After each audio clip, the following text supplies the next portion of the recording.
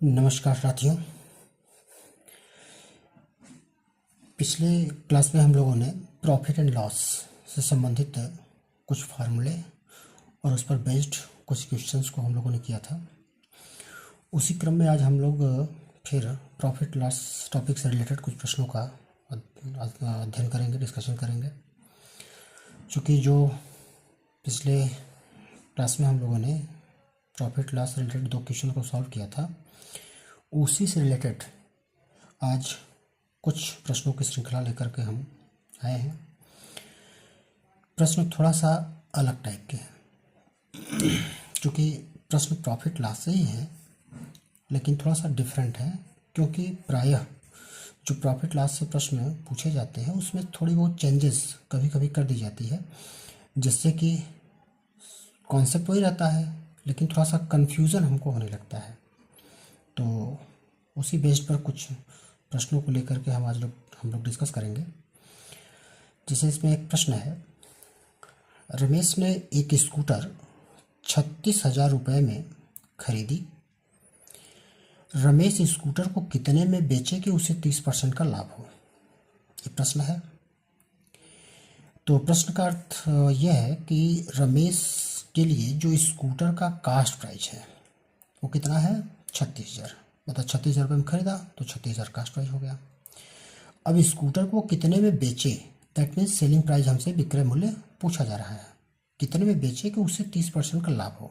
अब यहाँ पर लाभ परसेंटेज, लाभ प्रतिशत हमको दिया गया है कि 30% का लाभ हो रहा है, तो उसको कितने में बेचा जाना चाहिए।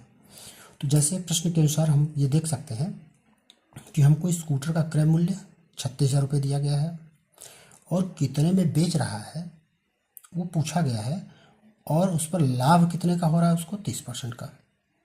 तो हमको विक्रय मूल्य निकालना है। तो अब हम ये देखेंगे कि किसी वस्तु पर जो लाभ या हानि होता है वो उसके कास्ट प्राइस के करस्पॉन्डिंग होता है, जैसा कि हम लोगों ने पिछले क्वेश्चन पर डिस्कस किया था।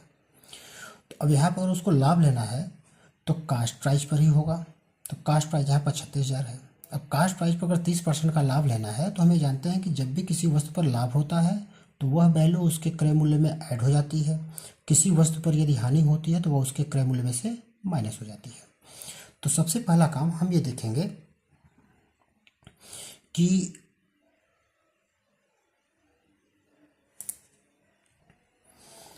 सबसे पहले हमें देखेंगे कि वस्तु का क्रय मूल्य 36,000 है और लाभ हो रहा है 30% का। तो हमने क्या किया कि क्रय मूल्य में जितने प्रतिशत का लाभ हो रहा है उसको क्रय मूल्य में हमने ऐड कर दिया। क्रय मूल्य इसका 36,000 है, लाभ हो रहा है 30% का। 30% किसका?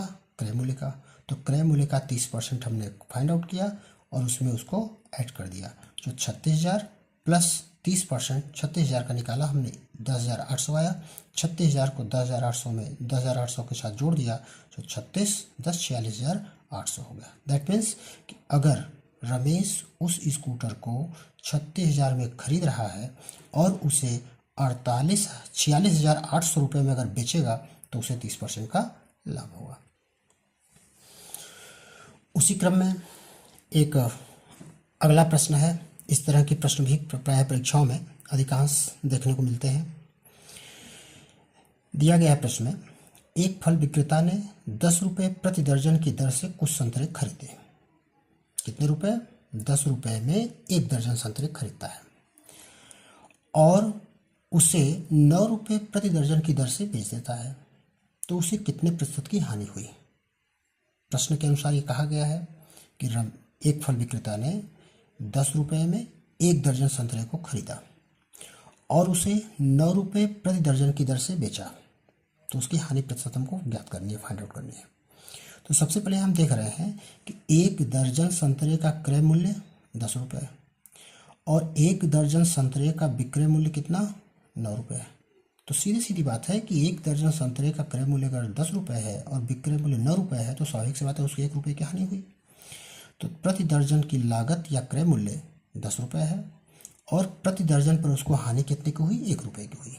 अब ये 1 रुपये की हानि किसके करस्पॉन्डिंग हो रही है? क्रय मूल्य अर्थात 10 रुपये के करस्पॉन्डिंग। तो हम जानते हैं कि अगर हमको हानि हो रही है, हानि निकालना है, तो कैसे निकालेंगे हम? हानि प्रतिशत बराबर हानि बटे क्रय मूल्य गुणे 100। अब हानि हुई 1 रुपये की। क्रय मूल्य हमारा 1 दर्जन संतरे का 10 रुपये है, मल्टीप्लाइड बाई 100। तो 10 से कैंसिल किया हमने 100 को, 10 बार गया, 10 को 1 से गुणा किया, 10%। तो इसका मतलब कि अगर 10 रुपये प्रति दर्जन की दर से खरीद करके और उसे 9 रुपये प्रति दर्जन की दर से बेचा है तो उसको कितने % की हानि हुई? 1% की हानि हुई। धन्यवाद मित्रों।